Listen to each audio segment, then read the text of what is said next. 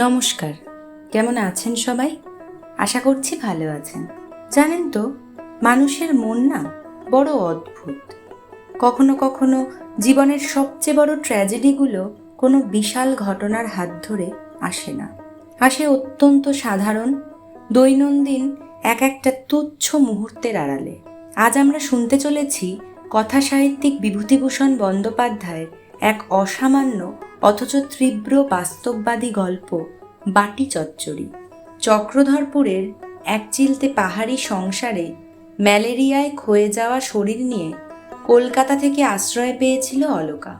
নিজের জীবনের আশা তার এমনিতেই ফুরিয়ে আসছিল, কিন্তু তার চেয়েও দ্রুত তাকে মৃত্যুর দিকে ঠেলে দিল সংসারের এক বিধবা পিসিমার নির্মম কটু কথা আর অবহেলা।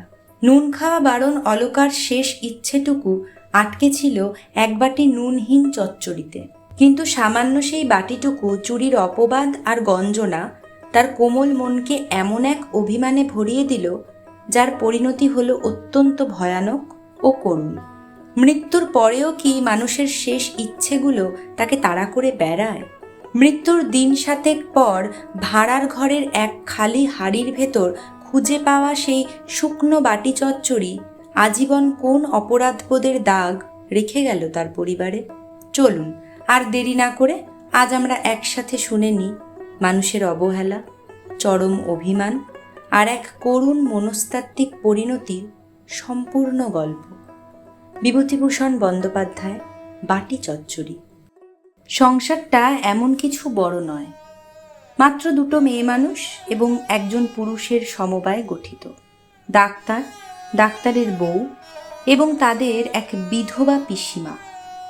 আবার এই পিসিমা ডাক্তারের চেয়ে বছর 10 ছোট, সরকারি হাসপাতালের পুরনো ডাক্তার।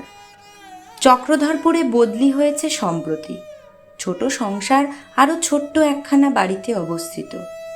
বেশ ভালোভাবেই চলছিল, সুখে শান্তিতে হাসিতে ও আনন্দে। উদয়াস্ত সুমহান কাল কেটে যাচ্ছিল মোহন ছন্দে। এহেন সময় ডাক্তার একখানা চিঠি পেল এই মর্মে, কলকাতা থেকে নাকি তার বাপের ছোট কাকার বড় ছেলের রুগ্ন বধূ আসছে তার শরীরের ক্ষতিপূরণ করতে এই পাহাড়ের দেশে। অলকার স্বামী ডাক্তারের চেয়ে অনেক ছোট। প্রস্তাবনাটা পিসিমার কাছে উপস্থিত হলে তো সে প্রতিবাদ করলে, বেশ আসুক ছোট বৌদি, আমি কলকাতা যাব, এখানে থাকতে পারবো না। ডাক্তার প্রতিবাদ করলে, তাহলে এখানে দিন চলবে কি করে? সে আমি কি জানি ভাইপো। পিসিমা এই বলেই ডাক্তারকে সম্বোধন করে, কিন্তু বৌমা আসছেন, রোগা মানুষ, তাকে দিয়ে তো আর সংসারের কাজ করানো যাবে না। আর তোমাদের বউ তখন হয়ে পড়বে একা, ছেলে পিলে নিয়ে আর কদিন সামলাবে বলো? তাছাড়া কলকাতায় তো দেখছি মানুষের অভাব তেমন নেই। সুতরাং পিসিমাকে থেকে যেতে হলো। অলকার সঙ্গে আজ তার প্রায় 5 বছরের বিবাদ। সেই বিবাদের ঝাঁঝেই সে প্রতিবাদ করেছিল, তবে সে প্রতিবাদ টিকল না কিছুতেই ডাক্তারের প্রবল যুক্তির কাছে। ওদিকে অলকা এলো যথাসময়। দীর্ঘদিন ম্যালেরিয়ায় ভুগে ভুগে তার দেহের সক্রিয় কলকবজাগুলি অচল প্রায় হয়ে গেছে। শরীরের সে ক্লান্তি বা শোভা নেই, মুখশ্রী হয়েছে কালিমা লিপ্ত। গায়ের হাড়গুলো এমনভাবে বার হয়ে পড়েছে যে তাদের এক একখানা করে গোনা যায় অক্লেশে। আসার পরের দিন তো ডাক্তার পরীক্ষা করলে, দেখলে জীবনের আশা বড় কম। নিজের মৃত্যুর জন্য সে নিজে দায়ী, কারণ সে মৃত্যু ডেকে এনেছে অযথা, নিজের নির্বুদ্ধিতার ফলে এবং চিকিৎসার অভাবে। এমনকি একথা বললে হয়তো অত্যুক্তি হবে না যে সে ক্ষয়ে ক্ষয়ে নিঃশেষের পানে এগিয়ে যাচ্ছে ক্রমশ নিছক ভিটামিনের অভাবে বা খাদ্যপ্রাণের অকিঞ্চিতকরতায়। স্বামীর দীর্ঘদিনের বেকার অবস্থা রোগের আরেকটি কারণ বলা যেতে পারে। যা হোক, বৌমার চিকিৎসা এবার চলতে লাগলো যথাসাধ্য, কিন্তু সে চিকিৎসার কোনো সুফল ফলল না মাসখানেকের মধ্যেও। ডাক্তার হতাশ হয়ে মাথায় হাত দিয়ে বসল, তবু অলকার রোগ কমল না, পরন্তু বৃদ্ধি পেতে লাগলো একটু একটু করে দিন দিন, সকল চেষ্টাকে ব্যর্থ প্রতিপন্ন করে। অলকার নুন খাওয়া নিষেধ। কোনো এক রাজার মেয়ে নাকি তার বাপকে নুনের মতো ভালোবাসত। সুতরাং নুনের প্রয়োজনীয়তা কিংবা গুণ সামান্য নয়। তাই অলকা সচরাচর নুনহীন তরকারি খেত না। ডাক্তারের বউ আবার লোককে খাওয়াতে নাকি বড় ভালোবাসত। সুতরাং অলকার খাওয়ার কষ্ট দেখে তার করুণ মন ক্লিষ্ট হতো অত্যন্ত। অনেক বলে কয়ে সে স্বামীর কাছ থেকে বৌমার সামান্য একটু বাটি চচ্চড়ি খাবার অনুমতি পেয়েছিল এবং প্রতিদিন তার জন্য একটা বাটি চচ্চড়ি করে দিত সযত্নে। সেদিন অনেকগুলো বিছানা পরিষ্কার করে উঠতেই ডাক্তারের বউয়ের বেশ বেলা হয়ে গেল। পিসিমা তাড়াতাড়ি স্নান করে এসে রান্না করতে বসল, আর বৌমা বাতায়ন পাশে বসে দূর আকাশের পানে তাকিয়ে দেখতে লাগলো অপরূপ মেঘের খেলা। দূরে অতিকায় ধূমের মতো দাঁড়িয়ে আছে আকাশচুম্বী পর্বত, তার নিচে ইতস্তত বৃক্ষলতা শোভিত কালো বর্ণের ছোট ছোট পাহাড়, তাদের গায়ে লাল কাকরের বঙ্কিম পথরেখা। মনে হয় যেন কোনো অচিন দেশে চলে গেছে পাহাড়ের বুক বয়ে। বৌমা অন্যমনস্ক হয়ে ভাবছিল। এমন সময় ডাক্তারের বউ ভিজে চুল মুছতে মুছতে এসে বললে, বৌমা আজ কি দিয়ে? দুধ সাবু খাবে? যা হোক দিয়ে খাবো অখন মা। কেন বাটি করতে দিলে না? থাক গে, কুটনো তো সব কোটা হয়ে গেছে। তা হোক, তুমি একটা বাটি করতে দাও মা।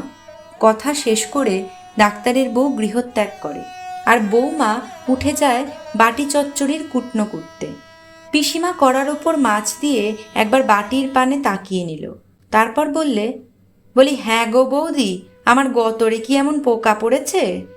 বৌমা সবিস্ময়ে কয়, কেন ঠাকুরজি? মুখরা পিসিমা তখন ফেটে পড়লেন। আমি কি বাটির কুটনো কুটতে পারি না? না কুটলে হাতে পক্ষাঘাত হতো? তেজ করে আমায় একবার বলা হলো না? রোগ তো 12 মাস লেগেই আছে, তার আবার অত দেমাক কিসের? রুগ্ন বধূটির শুষ্ক নয়নদয় বিদীর্ণ করে ঝরে পড়ে অঝোর মুক্তোর মতো অশ্রুকণা, নিদারুণ ঘৃণায় ও বেদনায়। ননদের এই বাক্যবাণের সুতীব্র আঘাতে স্বামীর অর্থহীনতা এবং নিজের রোগের চিন্তায় তার সারা কোমল অন্তরাত্মা সহসা রিরি করে ওঠে, আর পিসিমার মুখে তখন যেন তুবড়িতে আগুন লেগেছে। সমস্ত বারুদ না নিঃশেষিত হলে সে নীরব হবে না। বৌমা আস্তে আস্তে বাটিটা নিয়ে আসে সকলের অজ্ঞাতসারে। ঘণ্টা দুয়েক পর পিসিমার বারুদ ফুরিয়ে যেতে ডাক্তারের বউ এসে বলল, বৌমা বাটি আমায় দাও মা, আমি করে দিচ্ছি। ছি ছি, মানুষকে মানুষ অমন করে বলে? 20 বছরের রোগশীর্ণ বধূটি আজ সারা হৃদয় মথিত করে কেঁদে ফেলল বিপুল বেদনায়। শ্বশুর শাশুড়িকে অকালে হারিয়ে সে আর বিধবা ননদের গঞ্জনা সহ্য করতে পারছে না। ডাক্তারের বউ আঁচল দিয়ে তার চোখের জল মুছিয়ে দিয়ে বলল, কেঁদো না মা, বাটিটা আমায় দাও। না থাক মা, বাটি আমি আর জীবনে খাবো না। ছি, সে কি হয় মা? খুব হয়। ডাক্তারের বউয়ের বহু অনুনয় বিনয় সত্ত্বেও বৌমা বাটি বার করে দিলে না। ডাক্তারের বউ বেলা 1টা পর্যন্ত বাটির খোঁজে সমস্ত কিছু তন্ন তন্ন করে দেখল, কিন্তু কোথাও সে বাটি পাওয়া গেল না, আর পাওয়া গেল না সে কোটা তরকারিগুলো। সেদিন রাতে ডাক্তার গিয়েছে রিহার্সাল দিতে। এবার পুজোয় নাকি ভারী ধুম করে থিয়েটার হবে। ডাক্তারের বউ মুখের মধ্যে অনেকগুলো এলাচ পুড়ে ছাড়পোকা মারতে বিছানা পাতি পাতি করে খোঁজে। এ তার নিত্যকার অভ্যাস। রাতে সে বড় একটা ঘুমোয় না। এমন সময় পাশের ঘরে বৌমা উত্তক্ত হয়ে বললে, ভালো জ্বালা, দরজাটা যে কিছুতেই খুলছে না মা। ডাক্তারের বউ আলো নিয়ে এগিয়ে এলো। কি হয়েছে বৌমা? দেখো না মা, দরজার খিল কিছুতেই পাচ্ছি না। দরজা তো খোলা বৌমা, তবে খিল কোথায় গেল? ডাক্তারের বউ জানে যে তার জ্যাঠাইমা মৃত্যুর পূর্বে ওই রকম দিগ্ভ্রান্ত হয়ে গিয়েছিল। বৌমার এই রহস্যজনক আচরণে সে রীতিমতো ভয় পেয়ে গেল। আস্তে আস্তে নিজে এসে দরজাটা খুলে দিল। সামান্য পরে বৌমা বাইরে থেকে ফিরে এসে আবার নিজের বিছানায় শোয় এবং ডাক্তারের বউ মশা তাড়িয়ে পুনরায় মশারিটা গদির তলায় গুজে দেয়। তারপর কখন ঘুমিয়ে পড়ে জানে না। ডাক্তারের ডাকে ধড়মড় করে উঠে দরজা খুলে দিল। ডাক্তার বলল, যেন মোষ একেবারে, ঘুমে অচেতন। থাক, খুব হয়েছে, আধ ঘন্টা ধরে একজন ভদ্রলোক ডাকছে। সকালে অতগুলো কাঁথা তোষক কাচলে ও ভদ্রলোকেরও এই দশা হতো নিশ্চয়। ডাক্তার শুয়ে ঘুমিয়ে পড়ে। কতক্ষণ যে ঘুম ঘরে কেটেছিল দুজনের তা হয়তো তারা জানে না। ডাক্তারের বউ সহসা সচেতন হলো স্বামীর আহ্বানে। ওগো ওগো, দেখো তো ও ঘরে বৌমা কি যেন বলছেন। ডাক্তারের বউ শুনলে বৌমা পাশের ঘরে বলছে, দূর ছাই, কিছুতেই তো আলো জ্বলছে না। রুগ্ন কণ্ঠে ক্ষীণ স্বরে নিশীথের নিস্তব্ধতা ভঙ্গ করে অট্টহাসি হেসে ওঠে যেন কিসের ব্যাকুল প্রচেষ্টায়। ডাক্তারের বউ গৃহে প্রবেশ করে দেখে সে এক অদ্ভুত ব্যাপার। বৌমা মশারির মধ্যে হারিকেনের ল্যাম্প নিয়ে অনবরত ফস ফস করে দেশলাইয়ের কাঠি জ্বেলে যাচ্ছে, আর সেই প্রজ্বলিত কাঠি চিমনিতে ঠুকে ঠুকে নিবিয়ে ফেলছে প্রতিবার। এমনি করে জ্বালাতন হচ্ছে ব্যর্থতার বেদনায়। ডাক্তারের বউ স্তম্ভিত হয়ে স্থাণুর মতো স্থির হয়ে থাকলো মুহূর্ত। তারপর বললে, বৌমা, ও কি করছো মা? বউ মৃদু ক্রন্দনের সুরে বলল, দেখো দেখিনি, আলোটা কিছুতেই জ্বলছে না। বৌমার জ্ঞান সহসা ফিরে আসে। কিংকর্তব্য বিমূঢ়ের মতো তাকিয়ে থাকে ডাক্তারের বউয়ের পানে।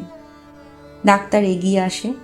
তারপর তড়িতে বৌমাকে পরীক্ষা করে বলে, শিগগির আগুন করে ওর হাত পা সেঁক করো। এতক্ষণে পিসিমার ঘুম ভাঙে। সে আলস্য ত্যাগ করে পিট পিট করে তাকিয়ে থাকে। ডাক্তার এসে তাড়াতাড়ি বৌমাকে একটা ইঞ্জেকশন করে দিলে।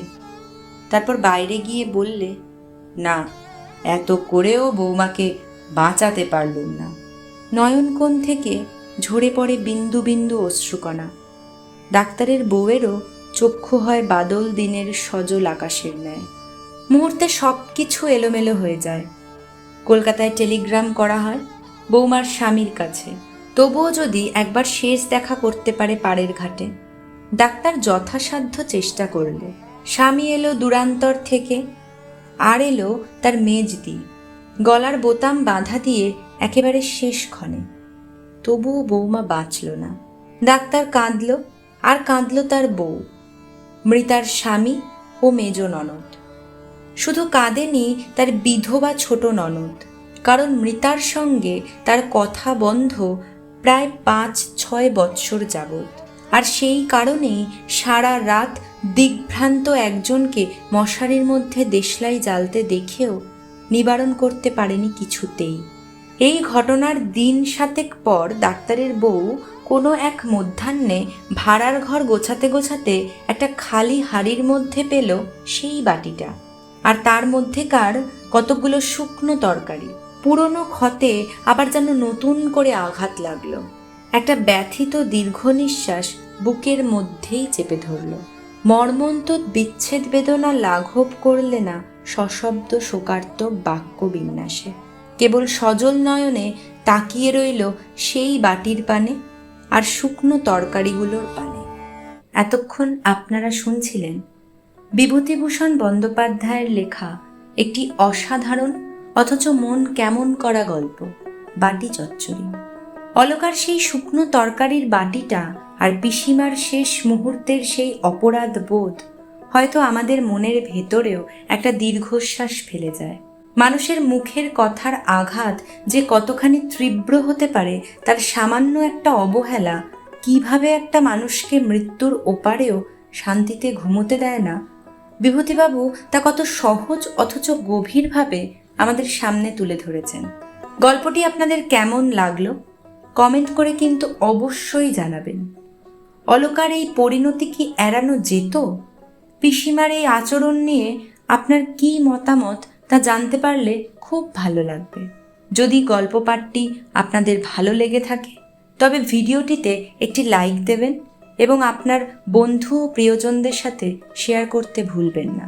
আর এই রকমই বাংলা সাহিত্যের আরও অনেক সুন্দর সুন্দর গল্পের অডিও বুক শুনতে আমাদের চ্যানেলটিকে এখনই সাবস্ক্রাইব করে রাখুন এবং পাশে থাকা বেল আইকনটি প্রেস করে দিন। আজ তবে এখানেই শেষ করছি। খুব শীঘ্রই দেখা হবে নতুন কোনো লেখকের নতুন কোনো গল্প নিয়ে। সবাই ভালো থাকবেন, সুস্থ থাকবেন। ধন্যবাদ।